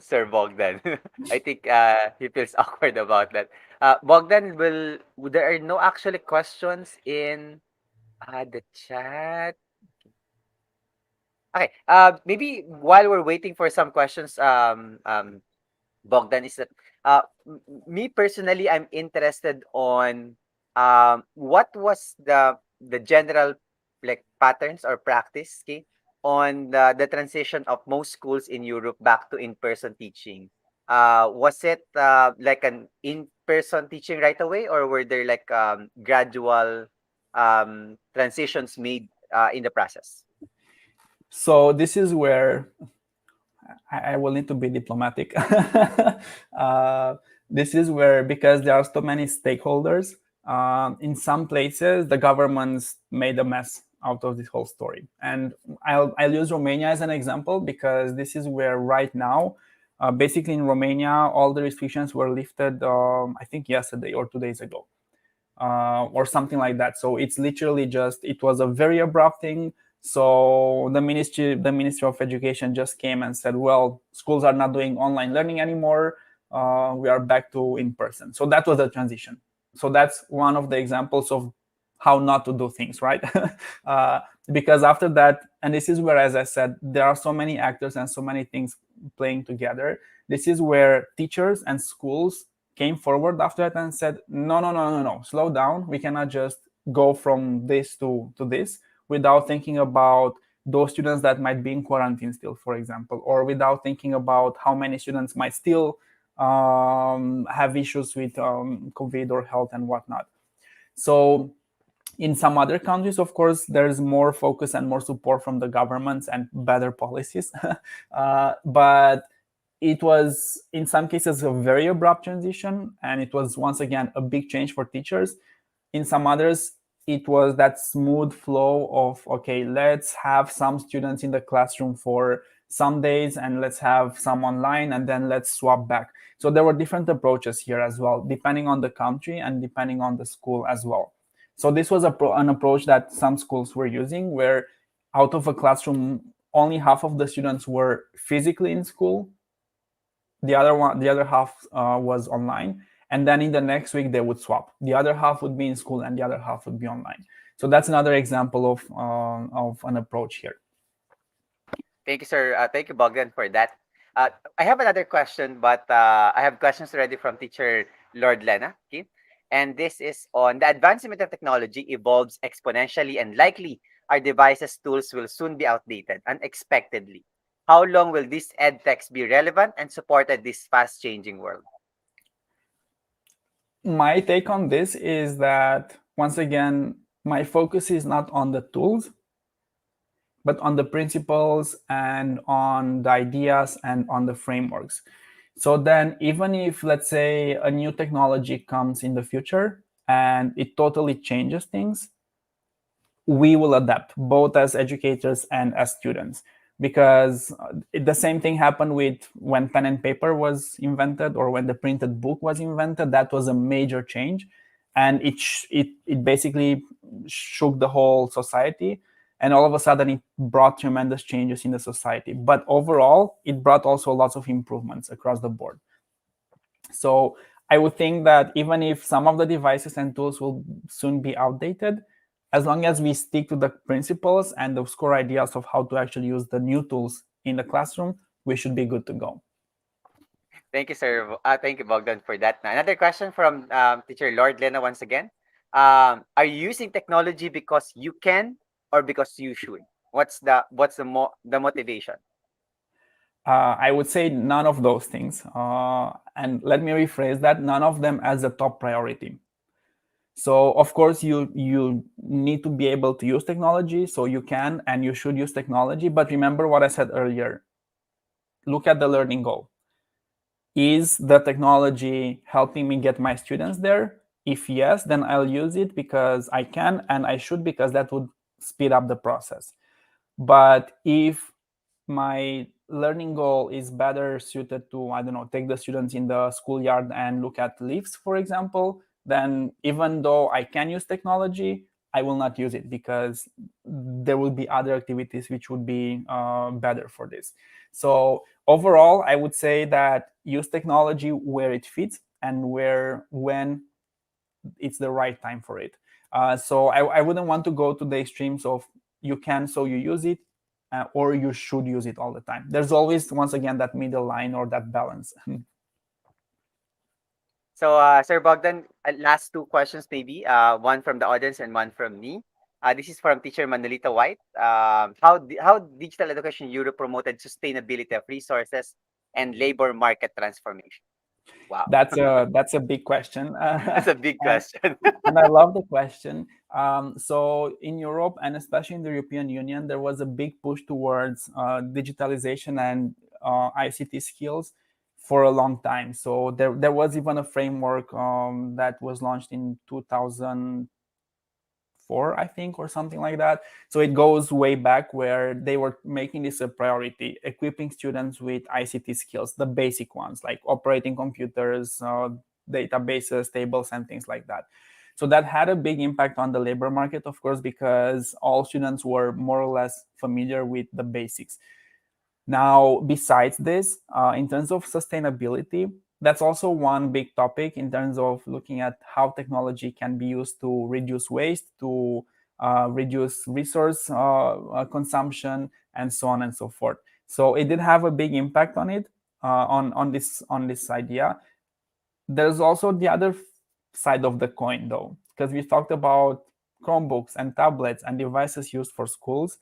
And while, yes, these are great because we are going paperless and we have a lower impact on the environment from that perspective, producing those devices has also a huge impact on the environment. So getting the metals, getting all the resources. So keep in mind, there are always two sides of any coin. But definitely the digital education did have a big impact on this, both on the labor market and just promoting sustainability in general. Okay, thank you, Sir Bogdan. And my last question, from my end, is that I'm very curious because, of course, we're still talking about Europe. And you mentioned earlier that Finland is one of the, like, really, I don't know, like, standards in education, always top in the PISA results. No? Uh, can you mention, like, maybe one or two aspects of Finland education that creates that kind of distinction or success as a school or as an educational system? Yeah, so the first thing is that you need to be highly trained and qualified to be a teacher in Finland. So it's quite difficult to to get to that position, actually. So you need to have the master's degree and lots of different training and so on and so forth. So that's one of the big things. That comes also after a policy. So that's part of how they've structured the whole education system. And this is a requirement. So it doesn't matter what level you're teaching and whatnot, you need to be highly qualified. The other thing is, as I said earlier, teachers are very well respected in the society. And this is something that I think should become an example everywhere.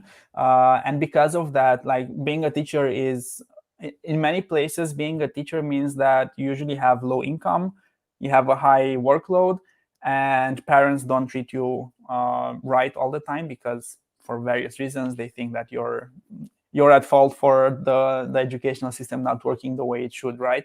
Because you're the interface between the parents, the kids, and the system. And that's why, as I said, in Finland, they are highly respected, and that has a big impact because that allows teachers also to have more creativity. They also have more resources for this, so they can play and they experiment, and they can allocate more time for the students. So I would say that these are two of the main things. And then, of course, there's the resources. So if you look at the schools, they have more resources. I will say this though, don't think that everything is perfect in Finland either. So I had training sessions in Finland, and I was talking also with teachers from schools, and they were struggling with the local policymakers making decisions based on the technology, for example, without having any clue, because the decision makers in many cases were not necessarily teachers. So don't think that everything is perfect. There are issues everywhere. But yeah, these are some of the things that I'm sure contributed here. Sir Bogdan, can we like just squeeze one more last question? This is, I Sure. think, this is from Teacher May vice versa. Okay, and the question is there an edtech framework that focuses on developing nationalism? Um, I'm a bit curious what do you mean by nationalism or developing nationalism?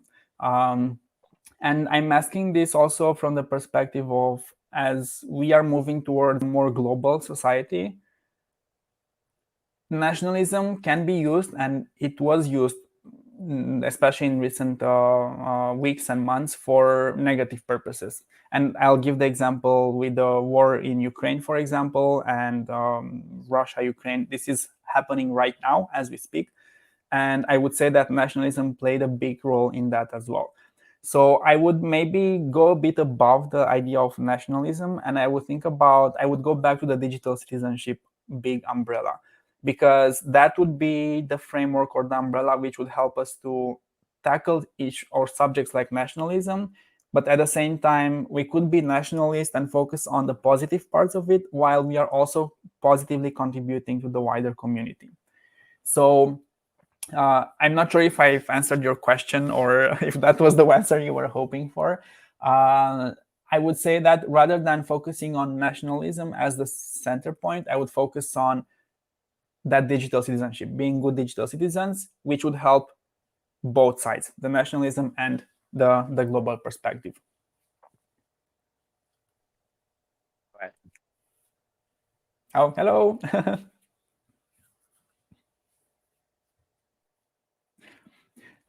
Okay, so yeah, this was, as I said, I'm not sure if that was the answer. Okay, so I'm glad to hear that. And once again, of course, it depends on the context. It's not a black or white thing. It depends a lot on the context. And what I'm saying and my view on nationalism is also coming from the European Union, which is basically a construct in which you have 27 countries, which are different countries, which work together really closely. So, for example, for me as a Romanian citizen, it's very easy to move to the Czech Republic. I live now in the Czech Republic. I didn't have to apply for a visa. I didn't have to work on the paperwork and all of these things. And this is something that's possible because of this bigger construct, right? So that's why I'm saying that it depends a lot on how you want to look at it. thank you. And sorry for apologies for that No short worries. version. That's my daughter. Anyway, thank you, Sir Bogdan. No? And again, teachers, unfortunately, that's the only time that we have, no? And we'll try to answer some of the questions, okay, later on, okay, through the end, no, our program. And of course, teachers, let's once again send our thanks, no, our appreciation to Sir Bogdan in the chat, okay, so that he would feel the warmth of the Filipino people, okay. or the Filipino educators in ano, to be specific, and for spending his time and expertise with us this afternoon, of course, no, and morning on the side of Sir Bogdan. Okay, but before we do that, before we say goodbye to Sir Bogdan, we also would like to send this certificate of appreciation, please, Bogdan. Okay. The certificate of appreciation is respectfully awarded to Bogdan Kopser for sharing his knowledge and expertise in the recently concluded webinar entitled Education in Europe, Trends, Innovations, and Best Practices. Awarded on March 10, 2022, designed by the administrators of Kaagapay Teacher Support, Angelo B. Malyari, Joseph Angelo M. Santos, Paula May J. Mendoza, and Franco Nicolo Pierredon. So once again, Sir Bogdan, thank you so much for always saying Thank yes you. to our community. With I know that 2022 was did not open really well on your end, but thank you so much for always having the energy and time for the Filipino community. And we'd like to ask your message maybe for the Filipino educators. By the way, Sir Bogdan, just to give you a context, Philippine schools now are now piloting hybrid setup. There are schools now that are doing in-person teaching or I don't know encounters in the Philippines right now. Okay, so short message, Sir Bogdan. Well, thank you once again for the invitation. I'm happy to be here whenever and contribute as much as I can. The short message here would be keep doing the good thing that you're doing. I know that lots of things might seem adverse. And as I said, this is happening everywhere, not only in the Philippines. We've had 2 years of crazy things happening, and lots of teachers were struggling with lack of resources, lack of technology, lack of this and that. But at the end of the day, what mattered most, both for the teachers and for their students, was the commitment from the teacher to be there for their students. And this is what I always see in this community, and that's why I like to be back over and over again, because I see this enthusiasm and this will for learning and for improving things and supporting the students. So thank you so much for that. And if there's anything that you would take from this session is this idea of frameworks, because I know that in many cases teachers struggle exactly for this reason. There's so many things that we need to focus on. And if you would use one framework, whatever works for you, choose one and try to look at how the information is organized and implement things one step at a time. That should also, or that might also help you to maybe release or remove some of that stress of there are so many things that are not here or I need to work on. Focus on one thing at a time and improve things step by step. Thank you so much, Sir Bogdan. I think our teachers totally agree with the idea of development. So once again, Sir Bogdan, thank you so much. And we wish you all the luck, no, for all your endeavors. No, we know that you've been training, will be training a lot of teachers in this year. So we wish you all the luck in your projects, programs Thank you. this 2022. Okay. And we hope to see you again, Sir Bogdan. I hope that you don't get tired of us and that you No continue to worries. support our community. No worries. No worries. Thank you so much. Bye, sir. Bye, everybody. Thank you for joining. Okay, so teachers, thank you so much for joining our session for today. And I know that you can agree on how jam-packed the session is, no? And how many things that Sir Bogdan, no, actually opened for all of us. There's so many things, so many ideas, and so many possibilities that Sir Bogdan have shared with us. Of course, we'll have to go back once again on the idea of contextualization. We will not copy-paste things. We will not get frustrated. We will not get, in a way, disappointed with our current also situation in the Philippines, but instead we will be inspired to aspire for better things for the Philippine education and of course for the Filipino learners. Okay, so thank you now, and of course before I show you your evaluation link, please be reminded that we have a session on Saturday. Once again, this will now be education in Japan. Okay, so another neighboring country in Asia, and we'll try to learn their trends and best practices and innovation as well in Japan. How are they producing these like very competent employees, no, or individuals, no? How are they progressing that well in Japan as well? Of course, education is a key, and we'd like to find out what is in the education in Japan that makes Japan such a really great country. Okay, so we'll see you again, teachers, now on Saturday. Okay. So don't miss that. Mark your calendars. That's going to be March 12, 2 to 4 p.m. This week already. Okay. And teachers, here is your evaluation link now. Please evaluate the session at https://tinyurl.com/global education 3. Okay. Yes. Hopefully, Teacher Arlene no, will share it to the hopefully they also get to see our sessions, okay? And see how this trends no and best practices and innovations could actually be an important basis of policy making in Philippine education. Okay, so teachers, please do let me know if the link is working so that I can do something about it if it's not working. Okay. Sometimes there are the form is closed or it's not working, but do let me know. Okay. By the way, Teacher Joseph Odelan Hermitanio, no, there was a question earlier, okay, on social media in a way, no, um, excessive use of social media or exposure of our students to social media.